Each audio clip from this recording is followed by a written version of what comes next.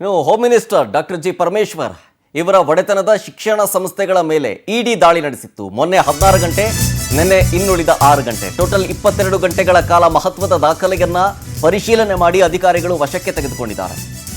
ಇಡಿ ದಾಳಿಯ ಬೆನ್ನಲ್ಲೇ ಈಗ ಪರಮೇಶ್ವರ್ ಅವರಿಗೆ ನೋಟಿಸ್ ಏನಾದರೂ ಕೊಡ್ತಾರಾ ಅಂತ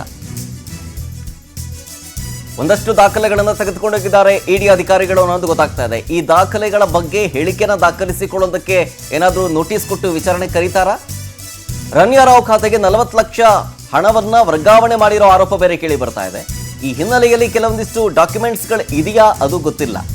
ಇದ್ರೆ ಅದರ ಬಗ್ಗೆ ಪರಿಶೀಲನೆ ಮಾಡೋದಕ್ಕೆ, ಅದರ ಹೇಳಿಕೆಗಳನ್ನು ಪಡ್ಕೊಳ್ಳೋದಕ್ಕೆ ಪರಮೇಶ್ವರ್ ಅವರಿಗೆ ಬುಲಾವ್ ನೀಡೋ ಸಾಧ್ಯತೆಗೆ ಹೆಚ್ಚಾಗಿದೆ. ಈ ಹಿನ್ನೆಲೆಯಲ್ಲಿ ಪರಮೇಶ್ವರ್ ಶಿಕ್ಷಣ ಸಂಸ್ಥೆಗಳ ಮೇಲೆ ಇಡಿ ದಾಳಿಯಾಗಿತ್ತು. ರಣ್ಯಾರಾವ್ ಖಾತೆಗೆ 40 ಲಕ್ಷ ರೂಪಾಯಿ ವರ್ಗಾವಣೆ ಆಗಿದೆ ಅನ್ನೋ ಆರೋಪ ಹಿನ್ನೆಲೆಯಲ್ಲಿ ಇದೀಗ ನೋಟಿಸ್ ಕೊಟ್ಟು ವಿಚಾರಣೆಗೆ ಕರೆಯೋ ಸಾಧ್ಯತೆ ಹೆಚ್ಚಾಗಿದೆ. ಟೋಟಲ್ 22 ಗಂಟೆಗಳ ಕಾಲ ಶೋಧ ಕಾರ್ಯವನ್ನು ನಡೆಸಿದ್ದು, ಪರಿಶೀಲನೆಯನ್ನು ಮಾಡಿದ್ದು. ಪರಿಶೀಲನೆ ಮಾಡುವಂತಹ ಸಂದರ್ಭದಲ್ಲಿ ಒಂದಷ್ಟು ದಾಖಲೆಗಳನ್ನು ಇಡಿ ಅಧಿಕಾರಿಗಳು ತೆಗೆದುಕೊಂಡು ಹೋಗಿದ್ದಾರೆ ಅನ್ನೋದು ಗೊತ್ತಾಗ್ತಾ ಇದೆ. ಜೊತೆಗೆ ರಣ್ಯಾರಾವ್ ಖಾತೆಗೆ 40 ಲಕ್ಷ ರೂಪಾಯಿ ಹಣ ಕ್ರೆಡಿಟ್ ಕಾರ್ಡ್ ಬಿಲ್ ಕಟ್ಟೋದಕ್ಕೆ ಅಂತ. ಸೊ ಈ ಹಿನ್ನೆಲೆಯಲ್ಲಿ ಇದ್ರ ಬಗ್ಗೆ ಏನಾದರೂ ದಾಖಲೆಗಳು ಸಿಕ್ಕಿದವಾ ಏನು ಅನ್ನೋದು ಇನ್ನಷ್ಟೇ ಗೊತ್ತಾಗಬೇಕಾಗಿದೆ. ಡೀಟೇಲ್ಸ್ ಕೊಡ್ತಾರೆ ಇದ್ರ ಬಗ್ಗೆ ನಮ್ಮ ಪ್ರತಿನಿಧಿ ಶಶಿಧರ್ ನ್ಯೂಸ್ ಡೆಸ್ಕಿಂದ ನೇರ ಸಂಪರ್ಕದಲ್ಲಿ ಜಾಯ್ನ್ ಆಗಿದ್ದಾರೆ.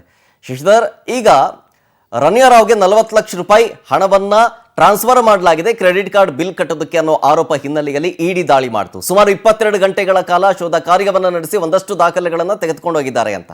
ಈ ದಾಖಲೆ ಸಂಬಂಧಪಟ್ಟಂತೆ ವಿಚಾರಣೆ ನಡೆಸೋದಕ್ಕೆ ಹೋಮ್ ಮಿನಿಸ್ಟರ್ಗೆ ಏನಾದರೂ ಬುಲಾವ್ ಕೊಡೋ ಸಾಧ್ಯತೆ ಇದೆಯಾ ಅಂತ ಈಗ ಗೋಲ್ಡ್ ಸ್ಮಗ್ಲಿಂಗ್ ಮಾಡ್ತಿದ್ದಂಥ ರಣ್ಯಾರಾವ್ ಮೇಲೆ ಸಾಕಷ್ಟು ಗಂಭೀರವಾದಂತಹ ಆರೋಪ ಇತ್ತು. ಅದಕ್ಕೆ ಸಂಬಂಧಪಟ್ಟಂತೆ ಈಗಾಗಲೇ ಕಾಪಿ ಪೋಸ ಆಕ್ಟ್ ನೀಡಿ ಅವ್ರನ್ನ ಬಂಧನವನ್ನು ಕೂಡ ಮಾಡಲಾಗಿದೆ. ಈ ಕಾರಣದಿಂದಾಗಿ ವಿದೇಶದಿಂದ ಚಿನ್ನವನ್ನ ಸಾಗಾಟನೆ ಮಾಡಬೇಕಾದ್ರೆ ಏರ್ಪೋರ್ಟ್ನಲ್ಲಿ ಕೆಲವೊಂದಷ್ಟು ಜನ ಪೊಲೀಸರು ಕೂಡ ಅವರಿಗೆ ಸಹಕಾರವನ್ನು ಕೂಡ ಕೊಟ್ಟಿದ್ರು. ಸದ್ಯಕ್ಕೆ ನಮ್ಮ ರಾಜ್ಯದಲ್ಲಿ ಗೃಹ ಸಚಿವರು ಕೂಡ ಪರಮೇಶ್ವರ್ ಆಗಿದ್ದಾರೆ.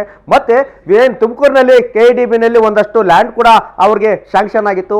ಅದರಿಂದ ಒಂದಷ್ಟು ಜನ ರಾಜಕಾರಣಿಗಳು ಮತ್ತೆ ಕೆಲವೊಂದಷ್ಟು ಪ್ರಭಾವಿ ಅಧಿಕಾರಿಗಳು ಕೂಡ ಕೈವಾಡ ಇದೆ ಅನ್ನೋ ಆರೋಪ ಕೂಡ ಕೇಳಿ ಬಂದಿತ್ತು. ಅದ್ರ ಜೊತೆ ರಣ್ಯಾರಾವ್ ಅವರ ಕ್ರೆಡಿಟ್ ಕಾರ್ಡ್ಗೆ ಏನು ಪರಮೇಶ್ವರ ಶಿಕ್ಷಣ ಸಂಸ್ಥೆಗಳಿಂದ ಒಂದಷ್ಟು ಹಣ ಕೂಡ ಹೋಗಿದೆ ಅನ್ನೋಂಥ ಆರೋಪ ಈಗ ಸದ್ಯಕ್ಕೆ ಕೇಳಿ ಬರ್ತಿದೆ. ಈ 3 ಆಯಾಮಗಳಲ್ಲೂ ಕೂಡ ಪೊಲೀಸರು ಕೂಡ ತನಿಖೆಯನ್ನು ಕೂಡ ಮಾಡ್ತಿದ್ರು. ಅದೇ ರೀತಿಯಲ್ಲೂ ಕೂಡ ಇಡಿ ಕೂಡ ಎಂಟ್ರಿಯನ್ನು ಕೂಡ ಕೊಟ್ಟಿದ್ರು. ಇಡಿ ಯಾವಾಗ ಎಂಟ್ರಿ ಆಯ್ತೋ ಈಗ ಎಲ್ಲಾ ರೀತಿಯಲ್ಲೂ ಕೂಡ ಎಲ್ಲಾ ಆಯಾಮಗಳಲ್ಲೂ ಕೂಡ ತನಿಖೆಯನ್ನು ಕೂಡ ಮಾಡ್ತಿದ್ದಾರೆ.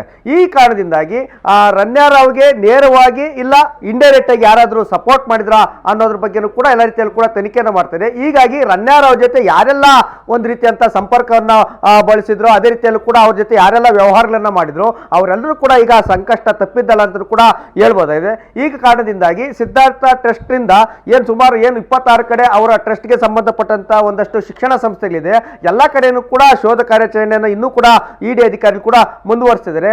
ಯಾಕಂತಂದ್ರೆ ಅವ್ರಿಗೆ ಸೈಟ್ ಎಲ್ಲಿ ಬಂತು, ಮತ್ತೆ ಅವರು ವಿದೇಶದಿಂದ ಇಲ್ಲಿಗೆ ಗೋಲ್ಡ್ ಅನ್ನ ತರಬೇಕಾದ್ರೆ ಯಾಕಂದ್ರೆ ಏಕಾಏಕಿಯಾಗಿ ವಿಮಾನದಲ್ಲಿ ಗೋಲ್ಡ್ ಅನ್ನ ತರೋದಕ್ಕಾಗೋದಿಲ್ಲ, ಅವರಿಗೆ ಪೊಲೀಸರ ಸಹಕಾರ ಕೂಡ ಕೊಡಬೇಕಾಗಿರುತ್ತೆ. ಹೀಗಾಗಿ ಒಂದು ಕಡೆ ಹಣ ಕೂಡ ಟ್ರಾನ್ಸಾಕ್ಷನ್ ಆಗಿದೆ ಕ್ರೆಡಿಟ್ ಕಾರ್ಡ್ಗೆ, ಮತ್ತೊಂದು ಕಡೆ ತುಮಕೂರಿನಲ್ಲಿ ಅವರಿಗೆ KIDBಯಿಂದ ಏನು ಸರ್ಕಾರದ ಭೂಮಿ ಕೂಡ ಅವರಿಗೆ ಮಂಜೂರಾಗಿತ್ತು.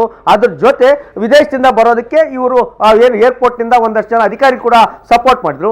ಈ 3 ಆಯಾಮಗಳಲ್ಲೂ ಕೂಡ ಪರಮೇಶ್ವರ್ಗೆ ಇಡಿ ಅಧಿಕಾರಿಗಳು ನೋಟಿಸ್ ಅನ್ನ ಕೊಟ್ಟು ವಿಚಾರಣೆ ಕರೆಯುವಂತ ಎಲ್ಲ ಸಾಧ್ಯತೆಗಳಿದೆ. ಹೀಗಾಗಿ ನಟಿ ರಣ್ಯಾರಾವ್ ಅವ್ರ ಜೊತೆ ಯಾರೆಲ್ಲ ಸಂಪರ್ಕ ಹೊಂದಿದ್ರೆ ವ್ಯವಹಾರ ಮಾಡಿದ್ರೆ ಎಲ್ಲರೂ ಕೂಡ ಸಂಕಷ್ಟ ತಪ್ಪಿದ್ದಲ್ಲ ಅಂತ ನೇರವಾಗಿ ಹೇಳ್ಬೋದು. ಶರತ್, ಡೀಟೇಲ್ಸ್ಗಾಗಿ